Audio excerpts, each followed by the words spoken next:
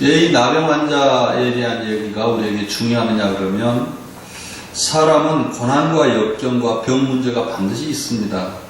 이 세상 사람들이 암으로 80%가 나이 들어서 자연사하는 사람들이 20%밖에 안 되고 거의 다 암으로 이렇게 죽는다고 그러더라고요.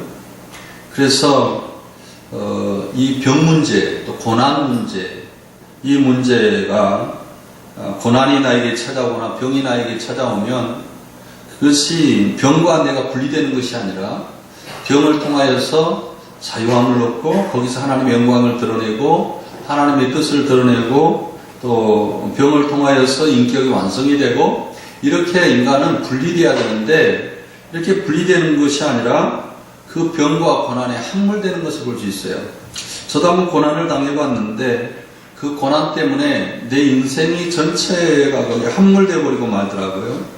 그래서 얼마 전에도 암 걸린 환자를 제가 신방한 적이 있는데 그 사람은 암을 이제 포기해야 될 것 같다 그러더라고요. 왜 그러냐 그러면 이제 더 이상 날 가능성이 없고 뇌까지 다 전이되어서 이제 가능성이 없습니다. 그리고 많이 살아야 6개월 정도 산다고 그러더라고요. 그런데 6개월 동안 살면서 병원에서 입원할 필요가 뭐 있나 라고 하면서 정말 거기에 인생이 그 병 문제 때문에 함몰되는 것을 볼 수가 있습니다. 어느 누구도 아무리 인격을 잘 다듬었어도 또 신앙이 아무리 좋다 할지라도 이 고난 문제와 병 문제에 내 인격이나 내 생각이나 내 모든 그 사고가 함몰되지 않는다. 그것은 불리할 것 같습니다. 오늘 본문 말씀에 구약에 보면 나만이라는 사람, 오늘 보면 아람 왕 장군이라고 하는데 이때의 최고의 장군인 나만 장군, 성공하는 사람, 국력을 강화하고 전쟁을 좋아하는 그런 호전족들의 그 장수였던 이 장수가 이 최고의 권위를 갖고 있는 장수였습니다. 권력과 정치력과 그런 장수인데도 불구하고 자기 나병 환자, 이 나병 하나 때문에 자기 인생이 거기서 보람을 느끼지 못하고 함몰되어 버리는 그런 한 나병 환자의 사건을 여기서 다루고 있습니다. 우리는 나는 이 남한 장군처럼 성공을 했어도 정말 이 문제 때문에 성공을 했어도 힘들고 성공을 했어도 병 때문에 죽고 성공을 했어도 고난을 당하고 이해가 안 가요. 많은 사람이 성공하면 다 끝날 것 같은데 성공해도 암 걸립니다. 성공해도 고통이 있고 성공해도 인생이 함몰됐다라는 것을 여기에서 아주 절실하게 보이는 겁니다. 성공과 고난이 분리된 것이 아니고 성공과 병이 분리되는 것이 아니고 성공 역시 고난과 함께 함몰될 수가 있다라는 것을 우리는 여기서 알아야 될 것입니다. 근데 오늘 본 말씀에 보면 아람 왕에게 잡은 어떤 노예가 있었는데 이스라엘 사람이었습니다. 근데 이 여인이 우리 선지자, 하나님이 함께하는 선지자가 있는데 엘리사란 선지자한테 가면 아마 병이 날 것 같다 라는 이야기를 하는 겁니다. 근데 지금까지 이 구약의 역사상 하나님의 선지자가 나병 환자를 치료하는 것은 한 번도 없어요. 딱 한 번 있는데 모세가 미리암이 자기를 저주하다가 걸리는 나병 때문에 기도해서 낫는 것 딱 모세 한 사람이에요. 그런데 이 나병 환자가 선지자에게 기도받으면 날 거다라는 것을 어떻게 믿음을 가지고 알았을까? 만약에 이것이 거짓말이라면 아마 그는 사형을 당해야 됩니다. 노예들이 거짓말하는 것은 이때는 도저히 이해할 수가 없는 그런 겁니다. 그런데 이 말을 했다는 것은 대단한 것 같아요. 그런데 구약의 이 사람의 믿음, 이 엘리사에게 가면 병이 낫겠다는 이 믿음이 어떻게 생겼을까라는 거예요. 한 번도 없었던, 구약에 한 번도 없었던 이 기적적인 사건을 이 여인이 어떤 이 구약의 역사상 한 번밖에 없는 한번 생각해보세요. 이 지금 엘리사 시대가 그 구약이 생기고 난 다음에 1000년 정도의 이 1000년 동안에 딱 한 번 나병 환자가 선지자에게 안수받고 기도받고 낫는 거 딱 한 번밖에 없는데 그것을 믿고 자기 주인한테 이야기했다라는 것은 이 소년의 믿음이 아마 대단했던 것 같습니다. 근데 이 소년의 말은 굉장히 자존심을 건드는 말이에요. 왜냐하면 이때는 그 문둥이란 말을 아주 저주스러운 말이죠. 이 문둥병을 고칠 수가 있습니다. 그래서 지금 한센병이라고 그러는데 그때도 이 문둥병이 아닌 한센병과 같은 그런 저주스럽지 아니한 용어들이 있었는데 오늘 본 말씀에는 그런 말을 사용하고 있었단 말이에요. 그래서 이 원래는 이 나병이라는 장수에게 이 소녀가 이렇게 함부로 말을 해서는 안 되는데 믿음의 말, 여기서 믿음의 말이라고 표현한 게 참 좋겠는데 믿음의 말을 하는 것 같습니다. 5장 1절부터 오늘 본 말씀을 통해서 우리가 고난을 당하고 질병을 당할 때나 우리가 어떤 사건을 만날 때에 우리가 어떤 믿음을 가지고 어떻게 대처함으로써 하나님의 뜻을 이루고 내가 하나님의 사람으로 사람들에게 인정을 받는가 라는 데에 한번 초점을 맞춰서 여러분들이 아마 들어야 될 것입니다. 5장 1절에 아람 왕의 군대 장관 나아만은 그의 주인 앞에 크고 존귀한 자니 이는 여호와께서 전에 그에게 아람을 구원하게 하셨습니다. 여기에 보면 그 아람 장군 나만이 그 나라에서 자기 왕한테 존귀와 영광을 갖고 있다. 이랬다는 사실이에요. 아람을 구원하셨습니다. 그는 큰 용사라 나병 환자더라. 아람을 구원하는.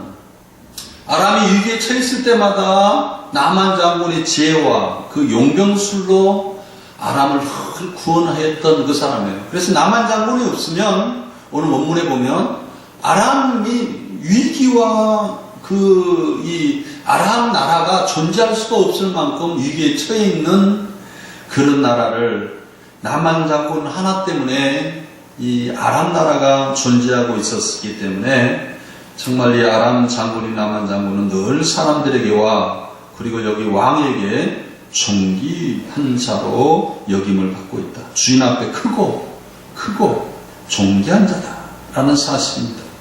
그런데 거기에 잡혀온 전에 아람 사람에게 떼를 지어 나가서 이스라엘 땅에서 어린 소녀 하나를 사로잡았는데 그가 남만의 아내에게 수종들더라 라는 말. 이 말에 여러분들이 밑줄을 좀 수종들더라 라는 말에 밑줄을 그어놓기를 바랍니다. 이 소년이 사실은 원문에는 그 수종들더라 라는 말이 아니에요. 뭔 말이냐 그러면 어떤 말이냐면 그 위에 나만은 그 주인 앞에 크고 존귀한 자니라는 말과 똑같은 헬라의 히브리예요. 그래서 이렇게 번역을 해야 될 것 같아요. 그가 나만의 아내에게 뭐라고 이야기해요? 크고 존귀한 자로 여김을 받더라. 이 말로 번역을 해야 됩니다. 이것이 정답이에요. 그러니까 이 단어가 주인 앞에 크고 존귀한 자다라는 단어하고 여기에서 아내에게 수종들다라는 단어는 히브리어 말로 똑같은 단어라는 사실을 우리가 인정해야 돼요. 이 말은 뭐냐면 이 소년이 아람 사람에게 이 집에 잡혀왔는데 이 언어와 이 사람의 행동이나 이 사람의 지혜와 하나님이 함께하는 이 지혜와 이런 걸 볼 때에 이 소년이지만 노예이지만 사람한테 이 주인에게 크고 존귀한 자로 여김을 받고 있었다라는 사실이에요. 그런데 성경은 이 계집 여자가 이 노예가 어떻게 아람 사람인 이 나만 장군에게 크고 존귀한 자로 다시 말해서 나만은 앞에 군대 장관이었던 아람 왕에게 크고 존귀한 자로 여김을 받았는데 그 존귀한 자가 또 그 사람도 인격이 있고 지혜가 있고 덕망이 출출해서 늘 아람이라는 나라가 위기에 처할 때마다 그것을 구원하는 사람이었는데 아람에 여기 노예로 팔려왔던 이 소년이 위기에 처할 때마다, 그 가정에 문제가 있을 때마다 늘 하나님이 함께하는 지혜로, 하나님이 함께하는 역사로 이 가정을 구원해서 죄가 있는 사람이었다. 그리고 크고 존귀한 자로 여김을 받았다라는 것을 우리는 볼 수가 있습니다. 자, 그러면 우리는 하나님이 함께하는 사람들에 대한, 첫째 이 여인의 소녀에 대한 믿음도 굉장히 중요합니다. 생각해 보세요. 자기 나라를 망하게 한 아람, 그리고 자기를 잡아가지고 노예로 끌고 와가지고 노예로 시키고 있는 이 나만 장군에 대해서 얼마나 원망하겠어요. 만약에 저라면, 야, 나만 장군 나병이 들었다? 야, 잘했다. 여러분 아마 그럴 거 아니에요. 여러분들의 뜻이 달라요. 어떤 목회자는 이런 말을 하더라고요. 아, 그 사람이 뭐 교회에도 시험 들고 그래서 교회 안 나왔다. 그럼 그 사람이 이제 어떻게 교통사고 나서 이 다리가 다쳤어요. 그래, 그게 벌이야. 잘됐어. 하나님이 그거 함께 하는 거야. 대부분 사람들이 이렇게 말합니다. 이것은 하나님의 사람이 하는 말이 아니에요. 지금 나만 장군이, 이 소년이 그런 말을 합니까? 나만 장군이 뭉둥이 들었기 때문에 네가 이스라엘, 하나님이 함께하는 이스라엘을 침범하는 그 벌 때문에 네가 벌을 받았어. 또 교회를 해야 하기 때문에 네가 벌을 받았어. 이런 말을 성경에 하느냐는 말이에요. 안 합니다. 오히려 자기한테 해를 끼치고 자기를 노예로 지금 끌고 노예의 삶을 살게 하는 그 장본인을 긍휼히 여기고 불쌍히 여기고, 어떻게 하면 저 나병이 내 주인이 나을 수 있을까라는 하나님의 사랑과 긍휼함이 이 여인에게 있었던 걸 볼 때, 이 여인에게 함께하는 하나님, 이 여인에게 함께하는 하나님은 정말 인격적인 하나님이었다. 이 사람의 믿음은 굉장히 인격적이었다라는 것을 우리는 볼 수가 있습니다.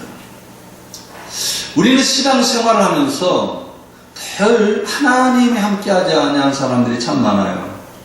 언어 가운데 하나님 함께하고 인격 가운데 하나님 함께해야 되는데 참 그러지 못할 때가 참 많아요.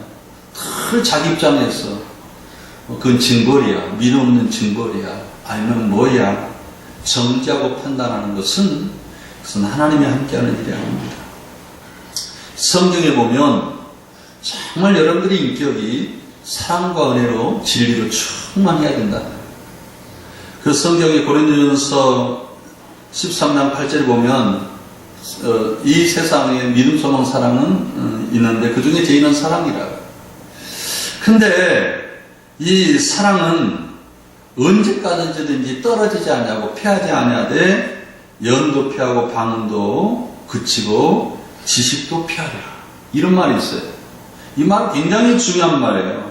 사랑은 피하지 않냐는데, 여기에서 보면 정관사가 볼 때 그 사랑은 피하지 않냐는데, 하나님의 은혜를 받아서 하나님의 사랑으로 하나님의 사랑으로 충만한 내 안에 있는 이 사랑은 피하지 않냐는데, 내가 알고 있는 예언, 내가 갖고 있는 방언, 내가 갖고 있는 지식, 하나님만 하는 지식, 이것은 여러분들이 주님이 재림하는 그날을 없어버리고 말아요. 여러분들이 왜 없어집니까? 여러분들이 알고 있는 하나님을 아는 지식은 굉장히 부분적입니다. 내가 하나님을 안다고 할지라도 그것은 여러분들이 나는 구원에 대해서 대가라고 이야기하지만 다 부분적이에요. 그건 정말 너무나 부분적이고 정말 하찮은 것입니다, 사실은. 그러나 그것을 내가 성경을 다 알고 있다고? 다 알 수 없어요. 다 부분적이에요. 이 부분적이 주님이 재림하는 날, 이것이 폐야만 온전히 주님을 바라보고 온전히 주님을 알게 되는 거지. 만약에 내가 지금 현재 부분적으로 알고 있는 구원과 부분적으로 알고 있는 하나님에 대해서 그때가 폐하지 않는다면 내 지식을 가지고 내가 갖고 있는 이 예언의 말씀을 가지고 하나님을 알기는 도저히 불가능해요. 그래서 마지막 날에는 이 예언도 피하고 방언도 그치고, 예언이란 하나님의 말씀이에요. 이 설교의 말씀, 여러분들이 내가 아무리 좋은 말씀을 전한다 할지라도, 성경을 옳게 전한다 할지라도 그건 부분적이에요. 그렇기 때문에 이것도 다 피하는데, 하나님의 사랑은, 하나님이 내 안에 주어진 그 사랑, 내 인격 안에 있는 하나님의 사랑, 내가 하나님의 사랑을 표현하고 내가 하나님의 은혜를 표현하는 그 사랑, 내가 사람들한테 사랑하게 된 이것은 피하지 않습니다. 피할 수가 없고요. 그것은 온전하게 된다라고 이야기를 하고 있습니다. 우리는 여기에서 내가 하나님부터 사랑을 받고 내 지체들에게 하나님을 흘려보내고 하나님의 사랑을 흘려보내고 그 하나님의 사랑이 내 지체를 통하여서 다시 계속적으로 회복이 되고 사랑이 되고 그리고 또 사랑을 받고 다시 하나님께 그 사랑이 존귀와 영광으로 돌려지고 이런 사랑은 끝까지 하나님의 나라가 완성이 되어서 구원이 완성이 된 그 후까지라도 계속 이 사랑은 완성이 되어간다라는 사실을 우리는 잊어서는 안 돼요. 그렇기 때문에 우리는 하나님의 사랑, 하나님의 사랑의 은혜 이것을 붙잡고 살아가야 됩니다. 내가 붙잡고 살아간 내 지식과 영과 이것보다 내 안에 있는 하나님의 사랑의 은혜와 인격을 붙잡고 내가 사람들을 긍휼히 여기고 사람을 사랑하는, 다시 말해서 믿음은 뭘로 표현되느냐? 사랑으로 표현돼야 돼요. 믿음은 판단이나 정죄나 지식으로 은사로 표현되면 안 돼요. 믿음은 뭘로 표현돼야 되냐? 은혜로 표현돼야 돼요. 은혜는 뭐냐면 내가 하나님 앞에 나를 부인하고 나는 하나님의 은혜 없이는 살아갈 수가 없다는, 날마다 나를 부인하고 하나님의 은혜로 살아가는 그것이 은혜거든요. 은사는 뭐냐 그러면 은사하고 은혜가 비슷한, 은사는 뭐 내가 갖고 있는 달란트라고 생각할 가능성이 있는데 물론 그 달란트도 은사이지만 은사는 지식도 될 수 있고 은사는 판단하는 능력도 될 수 있고 은사는 내가 갖고 있는 하나님의 구원의 지식도 될 수가 있어요. 이런 것은요 은혜가 없이는 은사로만 가지고 있으면 사람들을 괴롭히기 쉽지 않아요. 여러분들이 갖고 있는 어디 가서 은혜를 받았고 왔다 알면은 나한테 은혜를 받았다라고 하면 그 은혜가 돼야 되지. 그것이 사람들을 판단하는 정죄의 기준이 되면 그 은사입니다. 은혜가 아닙니다. 은혜는 사랑으로 나타나게 되어 있습니다. 긍휼함과 불쌍함으로 나타나게 되어 있어요. 오늘 이 여인이 아람의 노예로 팔려왔지만 자기의 노예로 부려서 얼마나 고생스러울 거예요. 아마 생각해 보세요. 얼마 전에 제가 아는 분도 자기의 친척이 굉장히 어려움을 당해서 자기 집에서 함께 살았대요. 근데 그 아내가 소아마비라 일어나지는 못합니다. 잘. 걷지도 잘 못하고 넘어지고 그러는데 그 사람들을 정말 팬티까지 빨아서 뒷바라지를 했는데 10몇 년 동안 살면서 나가면서 굉장히 자기한테 해코지를, 그래서 머리 검은 짐승 거두지 말라고 그랬다는 거예요. 이 말을 들을 때 사람은 은혜를 베풀어도 사랑으로 은혜로서 드러나야 되는데 은혜 되기 위해서는 긍휼함과 사랑함이 없이는 은혜가 은혜 될 수 없습니다. 그래서 나를 베풀었던 그 은혜가 얼마나 고마운지 긍휼함과 불쌍함과 사랑으로 충만되지 않으면 하나님의 은혜조차도 은혜가 은혜될 수가 없습니다. 이 소년이 나만 장군에게 얼마나 간절했으면 목숨을 걸어놓고 당신이 그 믿음만 있으면 선지자 앞에 가서 선지자가 말하는 걸 순종하는 그런 믿음만 있으면 당신은 살 가능성이 있다. 그 믿음을 목숨을 걸어놓고 고백했던 걸 볼 수 있습니다. 이것은 인격적인 믿음이 사람을 감동시킨 겁니다. 그렇기 때문에 나만 장군이 자기 주인인 왕한테 가서 왕이여, 내가 지금 신뢰하고 있는, 내가 존귀 여기고 내가 신뢰하고 있는 이 여자가, 이 게으른 여자가 종이 나한테 이런 말을 했는데 내가 한번 가보겠나이다. 야, 그 말도 듣느냐? 이것이 아니라 네가 그렇게 인격적이고 그렇게 신뢰했던 그 사람 말이 맞다. 가봐라. 내가 친서를 써줄 테니까 이스라엘 나라는 아람 왕의 속국이기 때문에 내가 친서를 아람 왕한테 보낼 테니까 네가 가라 라고 말하면서 친서를 써줍니다. 그리고 아람 왕한테 이렇게 보내는 그런 일을 하는 것을 볼 수가 있습니다. 이렇게 인격적인 믿음, 인격적인 그것이 큰 파장을 일으키는 것을 사람들에게 신뢰하고 더 그 국가로 움직일 수가 있는 그런 신뢰를 일으킬 수가 있는 믿음이었던 것을 볼 수가 있습니다. 그런데 이 믿음이 순수한 믿음이 목숨을 걸어놓고 지금 이 천몇백 년 역사상 한 번 딱 나병 환자가 기도를 통하여 낳는 이 믿음이 왕을 통하여서 그대로 전달돼야 되는데 이 불신앙이 이 믿음을 왜곡시켜요. 어떻게 왜곡시키냐면 왕이 아마 내가 왕한테 친서를 써줄 테니까 그 왕이 아마 낫게 할 거다. 이스라엘 하나님이 그 왕을 통해 역사할 거니까 왕에게 나을 것 같다. 그래서 아람 왕이 갈저다 내가 이제 이스라엘 5절에 보면 네가 이스라엘 왕에게 글을 보내리라. 그리고 갈 때에 이 왕이 돈 얼마를 줬냐 그러면 은 10달란트와 금 600개와 의복 10벌을 가지고 가서 이 돈을 지금 돈으로 환산을 해봤는데 보통 얼마 정도냐면 600명이 그 몇 년 동안 임금이 600명의 이게 대대가 2개 대대인가요? 2개 대대가 이 군사력이 2개 대대가 3개월인가가 먹을 수가 있는 3개월 동안의 월급이라고 그러더라고요. 은 10달란트와 금 600개와 의복 10벌은 600명의 군사가 몇 년 동안 월급을 줘야 될 그런 월급이래요. 그래서 그걸 계산해 보니까 우리나라 돈으로 최하 50억에서 100억 정도가 되는 그런 돈을 보냈던 것을 볼 수 있습니다. 자, 이제 이 돈을 가지고 이스라엘 왕한테 왔는데 이스라엘 왕은 이 믿음으로 이 믿음에 대한 것을 잘 알고 있었죠. 이스라엘 왕 자체가 하나님의 대리자였기 때문에 하나님의 대속적인 그 은혜로 이걸 잘 드러내고 나타내야 되는 것이 당연한데도 불구하고 편견을 갖고 있었죠. 야, 큰일 났다. 지금 이 아람 왕이 우리한테 지금 작전을 쓴 거다. 남한 장군을 너희들이 믿음으로 못 살리면 우리한테 지금 전쟁을 일으킨다니까 이거 큰일 났다 하면서 이것은 별미다, 별미. 이 빌미를 제공해가지고 전쟁을 일으키려고 다시 우리에게 조공을 바치게 하고 또 사람들 노예로 끌고 가고 이러려고 하니까 이건 국가적인 재난이다 하면서 왕이 옷을 찢었습니다. 그래서 7절에 이스라엘 왕이 그 일을 읽고 자기 옷을 찢으며 이르되 내가 사람을 죽이고 살리는 하나님이냐?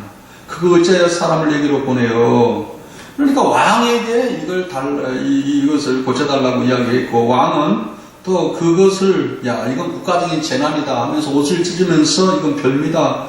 이 빌미를 제공해서 우리에게 이런 전쟁이 결간다. 이런 이 순수한 신앙이 전가되고 하면서 왜곡되는 그런 일을 볼 수가 있습니다.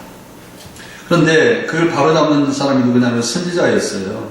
이 옷을 찢는 것을 보고 왕에게 이르되 왕이여 그 사람을 나한테 보내십시오 라고 했습니다.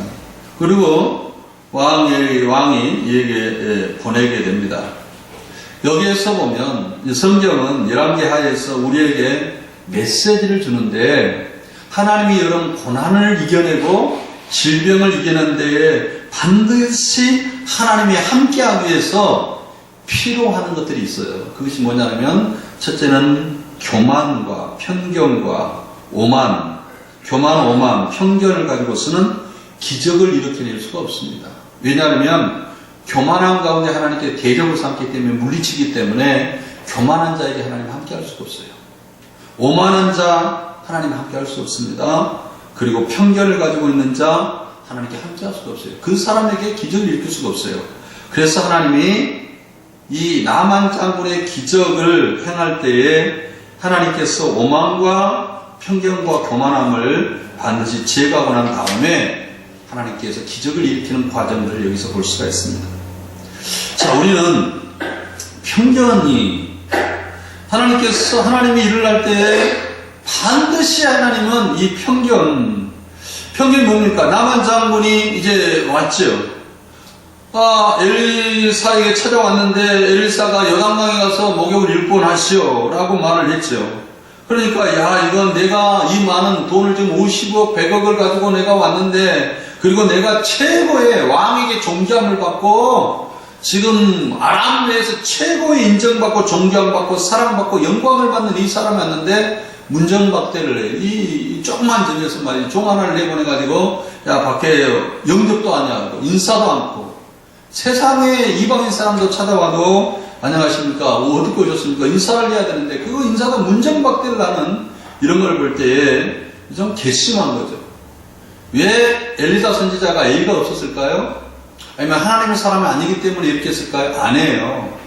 그 사람의 교만을 가지고는 하나님이 그 나병을 날 수가 없기 때문에 하나님의 사람들의 이 제스처는요, 교만함을 꺾기 위한 제스처라는 것을 성경은 열심히 보여주고 있습니다. 교만함이 꺾어지지 않으면 하나님께서 이 나만 장군의 이 병을 치료될 수가 없는 거예요. 나만 장군이 여기에서 자기 의지와 교만함과 편견함과 여기에서 깨지 않으면 나만 장군은 평생 동안 나병으로 붙들고 살아가야 되는 것을 볼 수가 있습니다. 우리도 그래요, 우리도. 하나님께서 기적이라는 사이클이 있는데 하나님은 능력이 없어서 우리를 못 고치는 것이 아닙니다. 하나님께서 우리의 기도를 안 들어서 귀가 먹었기 때문에 우리의 질병을 고쳐주지 않은 거 아니고 하나님께서 눈이 멀어가지고 우리의 기도를 응답하지 않은 그런 분이 아니에요. 왜 그렇습니까? 우리가 교만함과 편견함 때문에 하나님의 그 죄 때문에 막혀가지고 하나님의 은혜와 축복이 우리에게 전달되지 않는 것 뿐입니다. 반드시 우리가 하나님의 복음의 역사가 방해받지 아니하도록 하나님의 능력과 하나님의 그 기적이 방해받지 아니하도록 하나님께서 늘 함께하는 것은 편견과 오만과 교만함 이런 것들을 우리 안에 성령께서 깨게 하는 역사에 그리고 나서 하나님께서 함께 하십니다. 최초에 이스라엘 나라가 하나님의 나라로서의 성립이 돼야 되는데 왕으로서 세워야 되잖아요. 사울 왕을 세워야 되는데 사울 왕, 이제 하나님의 나라의 모형인 이스라엘 나라를 세우는데 사무엘 선지자가 사울 왕을 세울 때에 어떻게 됐습니까? 미리암을 보고 사무엘이 준수가 너무나 외모적으로 잘생겼고 말도 잘하고 똑똑하고 이 사람이 왕이 된 것이 당연하다라고 생각하고 사무엘이 미리암을 가서 안수하려고 할 때 하나님께서 여호와께서 기름 부으려고 할 때 하나님께서 그를 기름 붓지 말라고 했어요. 왜냐하면 하나님께서 사무엘에게 이르되 그가 용모와 키를 보지 말라. 나는 이미 그를 버렸노라. 얘가 보는 것은 사람과 같지 아니하다. 사람은 외모를 보고 보지만은 내 하나님은 그의 중심을 본다. 그러지 말고 사울 왕에게 가라 라고 이야기하는 것을 볼 수가 있습니다. 사무엘의 편견이 여기서 깨지게 되는, 사무엘이 하나님 앞에 기도하는 사람이었지만 편견이 깨지고 중심으로서 사울을 바라볼 때 왕으로 세워야 되겠다. 물론 사울이 다음에 이제 변해가지고 하나님의 사람이 되지 않았습니다만, 그러나 이 편견을 가지고는 하나님이 이스라엘 나라를 사무엘을 통해 세울 수가 없는 겁니다. 사무엘의 편견과 이것이 깨지지 않으면 이스라엘 하나님의 나라의 모형을 세울 수가 없기 때문에 첫째 하나님께서 사무엘의 이 편견을 깨는 그런 것을 볼 수가 있어요. 또 하나, 사도행전 8장에서부터 보면, 사도행전에 보면 사도행전 2장 8절이 너는 모든 족속 제자를 삼아 아들과 그리고 땅끝까지 예루살렘과 유대와 사마리아 땅끝까지 복음을 증거하라 라는 말이 있습니다. 근데 8장 전까지는 사마리아까지는 복음이 증가됐어요. 땅끝까지는 복음이 증가되지 않고 있어요. 8장에서. 그래서 8장이 꽉 막혀 있는 거예요. 8장의 역사는 사도행전 1장에서 8장까지의 역사는 절대로 이거 사마리아 땅끝까지 이방인까지 사마리아까지는 유대인들이 사는 지역이기 때문에 끝까지는 복음을 증가되는데 그 이후에 넘어서 이방인 나라까지는 복음이 증가될 수가 없었어요. 그래서 하나님이 답답하니까 하나님께서 사도행전 8장에 바울을 부릅니다. 사울을 불러가지고 변화시켜서 복음을 전하려고 하는데 사울이 이 이스라엘의 지지를 받지 않냐고서는 복음을 증거할 수가 없는 거예요. 12사도의 지지를 받지 않냐고서는 복음을 증거할 수가 없는 거예요. 그러니까 베드로나 이 12사도가 이방인의 이 편견, 이방인에 대한 편견 때문에 복음을 전하지 않냐고 사마리아까지만 복음을 전하고 거기서 이제 몇십 년 동안 이렇게 아마 죽치고 안 갔었는가 봐요. 그랬는데 사도행전에 보니까 8장 이후에 이제 이 베드로의 편견을 깨지 않냐고서는 하나님의 나라의 이 복음의 역사를 수행할 수 없기 때문에 거기에서 베드로의 사역은 깹니다. 제6시에 베드로가 기도하러 가는데 사도행전 10장에 보니까 하늘이 열리고 하늘에서 이상한 그 4개에 달리는 땅에 들이오는 어떤 그 짐승들이, 더러운 짐승들과 성결된 짐승들이 다 함께 이렇게 내려와서 갑작스럽게 예수님의 음성, 자기가 많이 듣던 예수님의 음성이 들리기 시작해. 큰 음성으로 일어나 잡아먹으라 라는 거였습니다. 그러니까 베드로가 하는 말이, 주여 내가 그럴 수 없습니다. 내가 어떻게 속되고 깨끗하지 아니한 이것을 결코 내가 먹을 수 있습니까? 나는 결코 먹지 아니하겠나이다. 그때 하나님께서 다시 음성이 들려왔는데, 하나님이 깨끗한 것을 내가 어떻게 속되다 하느냐. 하나님이 이방인들 아니면 이 더러운 짐승들을 내가 깨끗하다고 했는데 네 멋대로 속되다고 할 수가 있느냐. 그리고 거기에 대한 고민을 쭉 하는데, 그날 밤에 고넬료가 사람 보내서 베드로에게 찾아왔습니다. 여보세요, 여기가 여기서 베드로가 유숙하고 있습니까? 그랬을 때 고넬료는 이방 사람이에요. 그때 하나님께서 자기에게 함께하는 것을 여기서 들었다라는 사실입니다. 하나님이 나와 함께하는 그 음성, 나의 편견을 버리라는 그 음성을 듣고 고넬료에게, 거기도 그 다음부터 이제 사도행전 10장서부터 이방인에게 복음 증거의 사역이 시작이 돼요. 하나님의 구원의 역사도, 하나님의 나라의 구원의 역사도 편견을 버리지 않냐고선 이것이 구원의 역사를, 구원의 축복과 하나님의 복음의 축복을 흘러보낼 수가 없는 겁니다. 그래서 베드로의 사고와 12사도들의 사고를, 편견과 아집을 꺾지 않냐고선 하나님이 함께 할 수 없기 때문에 그들의 아집을 꺾었던 것을 볼 수가 있습니다. 마찬가지죠. 오늘 보면서 나만 장군에게 하나님이 함께 하고 싶고, 하나님께 그들 축복하고 병이 낫기를 원하는데, 하나님께서 나만 장군에게 갖고 있는 편견과 교만과 아집 가지고는 함께 할 수 없는 거예요. 저는 그렇습니다. 현대 사람들이 기적이 없다고 이야기해요. 아니, 지금 난 기적을 나는 못 봅니다. 하나님께 나에게 축복을 하지 않습니다. 라는데, 한번 여러분 점검해 보시길 바랍니다. 내가 갖고 있는 이 하나님이 나와 함께 하지 않냐고, 내 기도를 응답하지 않냐고, 내 병을 치료하지 않냐고, 나와 함께 하는 이 이유가 뭔가라는 거예요. 하나님이 왜 나와 함께 하지 않냐는가. 지금 나만 장군처럼 믿음으로 하나님께 나왔는데, 하나님께서 나를 치료하는 이유가 뭔가? 여러분 생각해 보세요. 이 편견이 뭐냐면, 나만 장군은 지금 주술사로 엘리사를 치료했던 거예요. 나한테 손을 놓고 작대기를 흔들면 내가 나을 텐데 나를 영접하고, 이 주술사는 주술사로 생각했던 거예요. 그 엘리사의 주술의 능력을 가지고 나를 치료하면, 그 신들린 능력의 역사로 나를 치료하면 될 텐데, 그거 영접하고 그 방법을 택하면 될 텐데 하지 않았다는 거예요. 이 편견입니다. 이것이 기적을 일으키는 거 아니에요.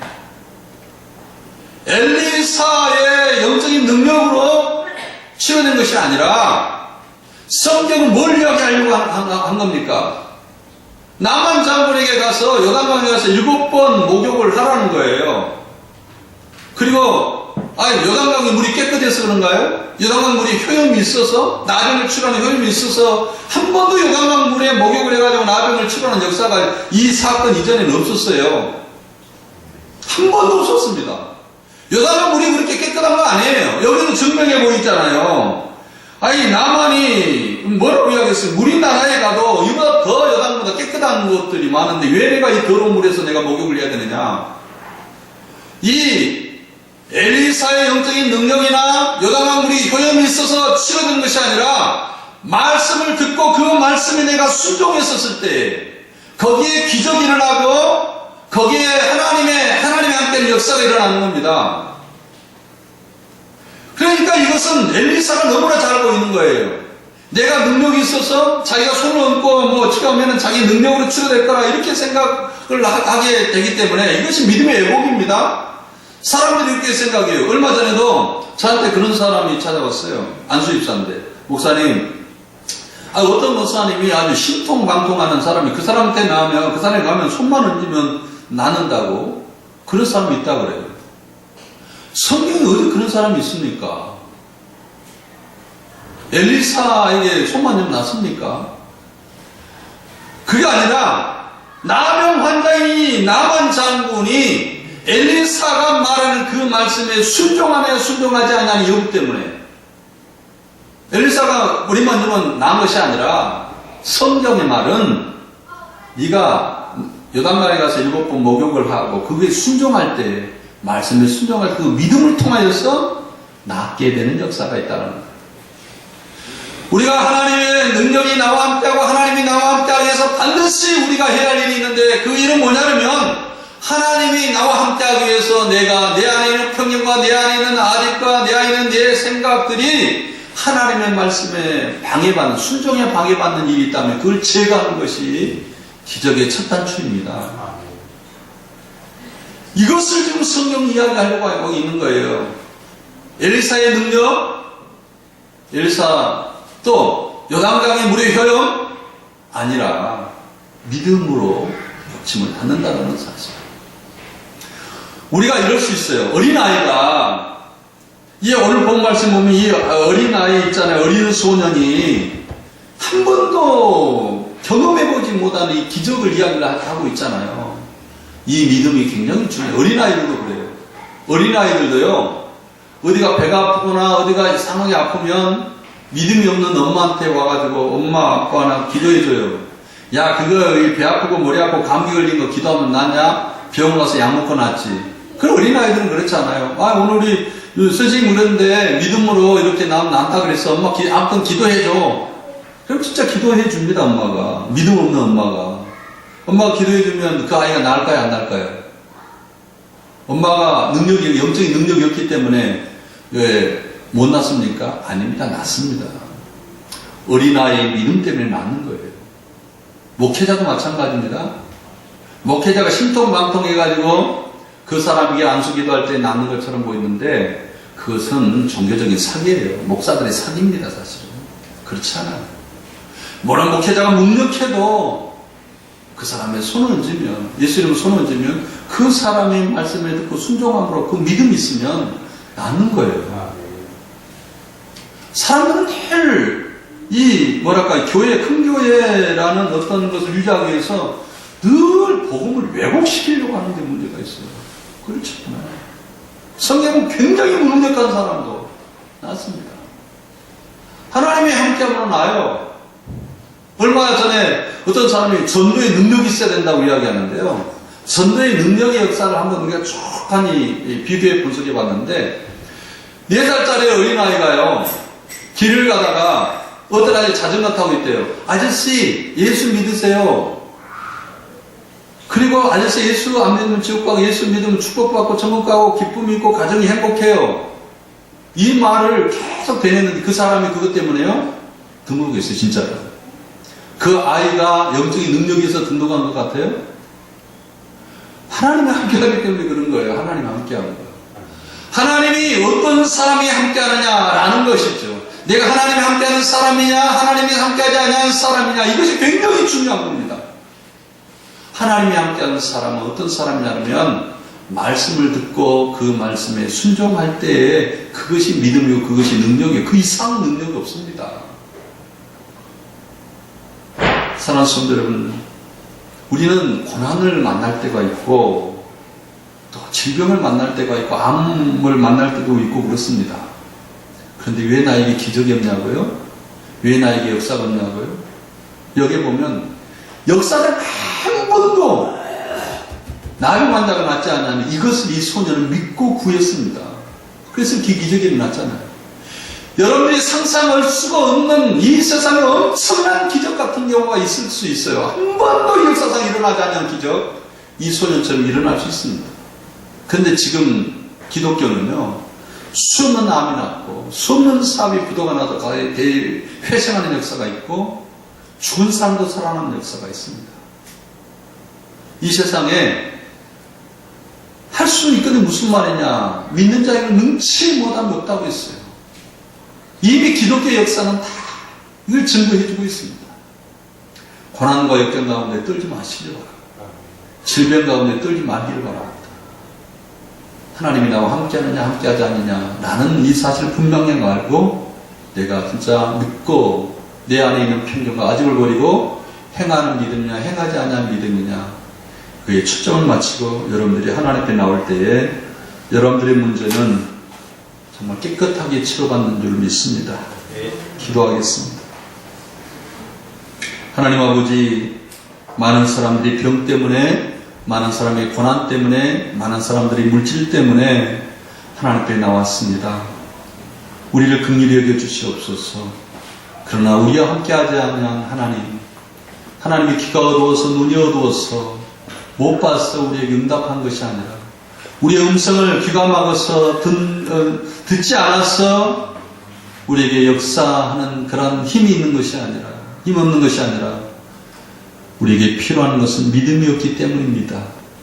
나만 양호처럼 믿음이 없는 저희를 불쌍히 여기셔서 믿음이 있도록 축복하여 주셔서 그 말씀에 순종하고 하나님 말씀에 순종하여 기적을 일으키는 귀한 성도들로 축복하여 주시옵기를 원하고 소원합니다. 하나님 함께하여 주시고, 하나님이 함께하지 아니하는 교만과 오만과 편견을 버리게 하시고 늘 이 교회가 기적과 이적 가운데 행하는 교회로 축복하여 주시옵소서. 예수님 이름으로 기도드렸습니다. 아멘.